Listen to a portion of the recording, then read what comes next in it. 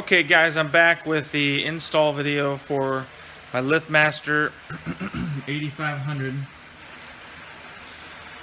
I just got that in today, so I'm going to be installing that. Let's get to it. Okay, this is everything that was in the box. Obviously we got our opener, instructions. This is our cable tension monitor. This is our power door lock and templates to mount that. Got our photo eyes, some cable, I'm not sure where that goes to. Our command center that mounts on the wall, remote for the car. This is a coupler that attaches the garage door opener with our torsion bar. Row open hardware, and then this is the mounting brackets. Last but not least, our overhead light. Okay, the first step is to take our collar and mount it to the opener. Now you got to decide which side your opener is going to be on. I'm going to mount mine on the right side of my garage, so the collar goes on the left side. Obviously, if you're going to mount it on the left side of your garage, the collar is going to go over here. There's a bigger and a smaller side. Only one side fits on your opener. So you push it all the way until it won't go any further, and then you just torque these down. If you have a torque wrench, you can torque them with spec. It's in the installation manual. Okay, we got this collar torqued down. One thing to note, make sure you torque this and tighten it evenly. If you tighten one side until this is touching and then try to tighten the other side, the gap is going to be completely different than the other side. These have to be even. So you see how that gap there is identical to that gap, or pretty close enough for government work. So just keep an eye on that. Next thing is to mount our bracket, and that goes on the same side. And it's gonna go like so. And don't tighten it all the way down, because you're going to have to slide your opener back and forth depending on your situation when you go to mount it to the wall. Okay, we got it up here. It's not tightened yet, but it's on the bar. Now, the only place we need to mount this is right there. You know, most garage doors, I would have to say, are probably pretty similar. You don't need, as long as you have a stud right there. That's why they put the mounting bracket there, because, you know, 95% of the time you're going to have a stud there. You don't need to have anything solid behind this, because there's nowhere to mount it. All you need is that tightened down into a stud, and that tightened down your torsion bar, and you're good to go. You don't need any kind of backing. You don't need to put any kind of 2x4s or 2x6s or OSB or whatever. All I have is insulation with some pegboard behind it. Nothing structural, and I'm good to go. So don't go overkill on this thing. So right now I'm going to tighten this down to spec, and I got a level on here. It's real close. But if your torsion bar is out of whack, like if some people's, when they had it installed, it's a little high in the middle or low in the middle, which could make this not level exactly when this is tightened. If that's the case, you don't want to force this to be level. You want it to be even with the bar at whatever angle this is for you. Otherwise, you're gonna jack things up. So anyway, mine just so happens to be level, so I'm gonna tighten that down, and then I'm gonna go right to here. I'm gonna take my drill, I'm going to drill my pilot holes. You don't need to take it off and mark it and drill your pilot holes. Come on, you know, just drill your pilot holes, screw the thing in, and be done with it. Okay, I got that torqued down now. Now, as you can see, I'm going to try to move this side to side. It ain't going nowhere. Okay, there's my mounting bracket. It's not mounted, it's not going anywhere. Okay, so it's real important to line this up where you want it. Okay, and then, which means slide this to where you need it on the torsion bar, Then screw this so that's tight to spec, and then this is going to line up wherever you had it. Just bolt it down. Well, screw your pilot holes and bolt it down where she stands, and you're good to go. As far as this way, like from the wall, this does not have to be level. One where the back doesn't have to be level, the front doesn't have to be level. So wherever you want it, as far as this way goes, is fine. Okay, now we got to tighten the set screws that are behind this. You're gonna need to lift your door up, most likely, if you installed that like that, which you should have. So just pull this until it releases, and then just grab your bar, and you should be able to easily turn this with your hands until you can see your set screws right there. So we'll tighten those, and then we'll drop the door back down and pull that release lever again to lock it back in place. Alright, next step is to attach the emergency pull cord, disconnect cord. I put it kind of low so my kids can get it if the garage door ever falls on me or something. I thought about putting it up here, but I got some little guys and gals that wouldn't be able to reach that. So tie a knot. I'm gonna clip it and right there. Okay, got that cut.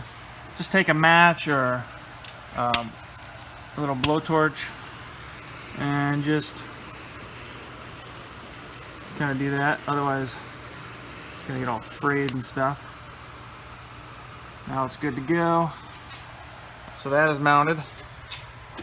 And then, you want to be sure to, I'm probably going to just kind of hook it here so it doesn't accidentally get in my track and get all jacked up. You never know what can happen. Okay, I'm getting ready to mount this, and your situation may be a little bit different. I have these on this rail. They're pre-drilled, all these places. This is for the lock that I currently have. Slides in there usually, but it is a little bit too high for my wheel. The instructions say 3 inches or so, which would be here where I have the sticker. As you can see, the closest one I have is there. The holes actually are the exact distance that they need to be. This is in the exact spot, so I'm super tempted to just use this. I don't have to drill anything, I just use that and it works, but it's 7 inches from the wheel. So the question is 7 inches, if somebody can wrench my door up 7 inches before this kicks in and stops it from opening, can somebody squeeze in a 7-inch opening at the bottom? I couldn't, I know that. Maybe somebody really skinny or something could, and then once they're in, they could open it all the way. So I'm just going to go ahead and do 3 inches. I know for a fact nobody's going to fit in a 3-inch unless they're like Elastigirl or something. So I'm going to go ahead and I'm going to use one of these. So this was already pre-drilled, so I just placed it so I'll use that. So I only have to drill these 2 holes, and we're good to go. So let's get to that. Okay, I got my holes drilled, and I got it installed. It helps to open the garage door, but this handle, this black handle here on the other side, was catching against my stud. It was hitting, not allowing this to close all the way. So if you look on the back side of this, right there you would see a Phillips head screw, which I already took out. So I removed that. That cuts your clearance in half. So this is just right, actually. So I removed that handle on the back side. It's still on the front side. in case you need to manually move it, but it definitely helps for clearance to remove that handle if you have the same issue as me, which you probably do. Okay, we got this mounted, and as you can see, since I removed the handle, this is completely flush with the inside of the track, which is crucial. It has to be. And it opens and closes perfectly. So now we're going to run this wire straight up to the unit, pop that open, and get it wired up. Okay, we got that plugged in. It just goes up through the bottom of there, plugs in right there. Next is the cable tensioner over right here, and you want to mount it as close to the drum as possible. It's going to be in front of the wire, and you want to mount it. The instructions say to the end. Let's see, the outside of the cable to the end of the cable tensioner there. It says to be between 1/8 and 1/4 of an inch. So that's pretty much right there. So I already marked my spots, the 2 red dots. I'm going to drill my pilot holes and then mount that bad boy. Okay, I got that installed. I went ahead and stapled the wire up. It's coming down through here and then up, and it gets installed right there. And then I went ahead and stapled that wire as well. And that had a this end on it. I didn't want to have to monkey with that, so I just kept this looped and just kind of stapled it there. Okay, next up is to install the door opener. I'm by my service door here, and I don't have a wire run because the last thing, as you know, that I had installed was my iDrive, and it was wireless. It had a wireless control unit, so I have no wires. So I'm just gonna run straight up to the attic, which is insulated, and then I'm gonna run it over here to the opener, and I'm just gonna come out and up through that same channel, straight up, poke a hole through the drywall, and run it that way. Shouldn't take me too long. Here I am up in my attic, running this wire.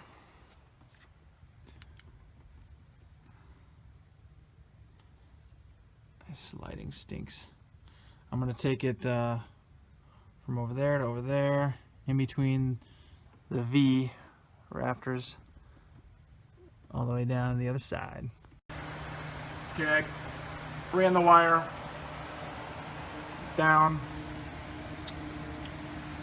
got that installed. It's really easy. The red goes on the red screw behind here on the back side. The white wire goes on the white screw, and then you just mount it.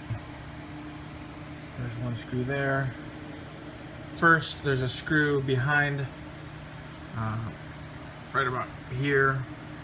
You just screw that into the drywall first, and then you kind of go through the hole and it sits down, and then you go ahead and mount that one, and then it's good to go. And then the other wire is over here, coming down through the bottom, and it gets installed here. The red wire goes here, the white wire goes right next to it, right there. Okay, the next thing is this light, and the first thing we're going to do is just install these metal clips like so. Line those holes up, use these little black screws, and then this one is going to be like this. Okay, I got my drywall anchors mounted just to a word of caution, the drywall anchors that come in this kit suck. You can see that big hole in there. That's one of them is up there somewhere. No matter what kind of Phillips head you use, a 1, 2, or a 3, it strips the crap out of them. You just can't put them in. So luckily I had my own that were effortless, and that's the 2 that are up there. I went through 2 of the ones that came in this pack, and they both stripped out super easily. So throw those away and get some good ones. Okay, we got that mounted.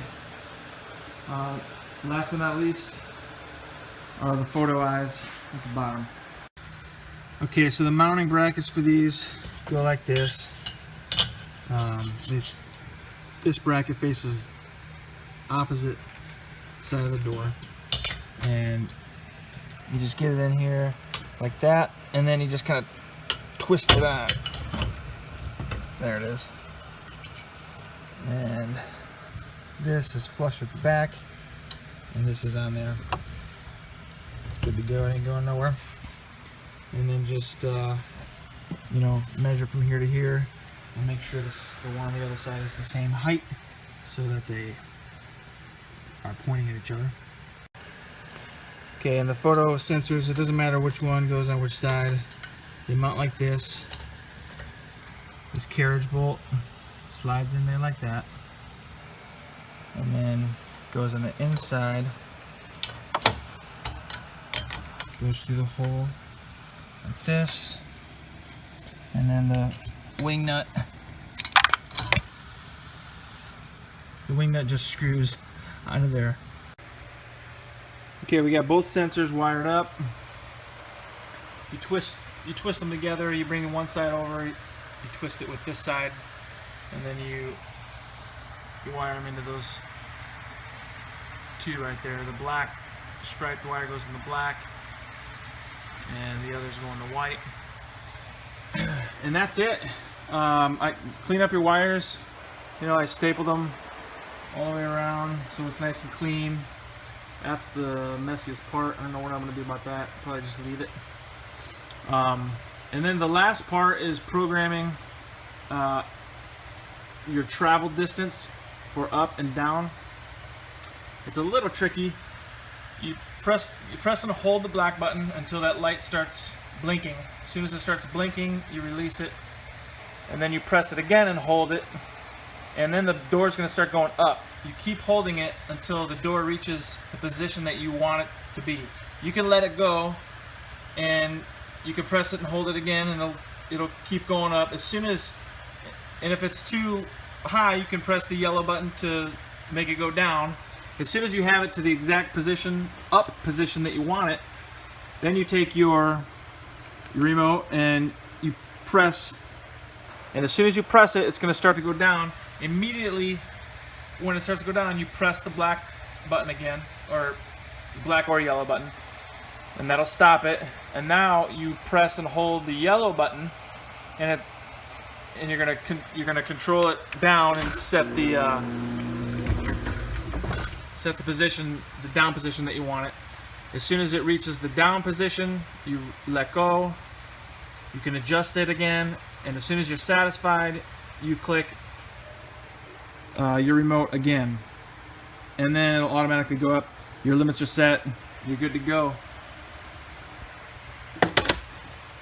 Thanks for watching. Rate, subscribe, all that good stuff. Thanks. Okay, I thought I'd add just to the end a video of the door opening and closing, just to show you how quiet this thing is. And my wife was gonna turn it on, but she left. Listen to this.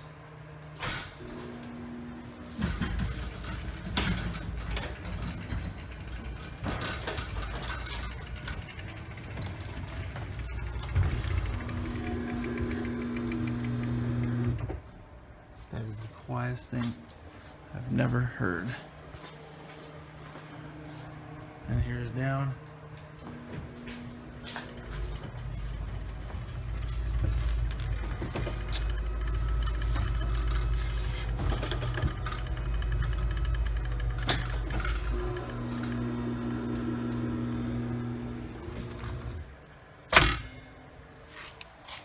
I love this thing. Good luck, guys. You can do it yourself. Save yourself a few $100. Arrivederci.